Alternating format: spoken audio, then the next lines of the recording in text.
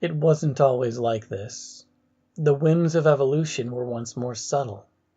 But again, necessity births adaptation.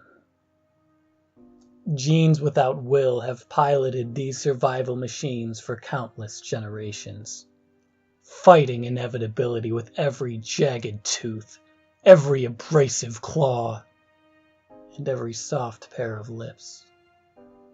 These animals are perpetually caught somewhere between an adrenaline-flexed posture and a calm embrace. An aberrant grit in their gums we find repulsive, yet a glorious reservoir of spirit we regard as inspiration. Perhaps this is why we were so quick to shelter our timid minds in convenience, surrendered ourselves to religion, to law, to commerce, anything that makes us feel one less ounce afraid of what we truly are. But truth, like a plant kept in darkness, tends to grow fast into the light.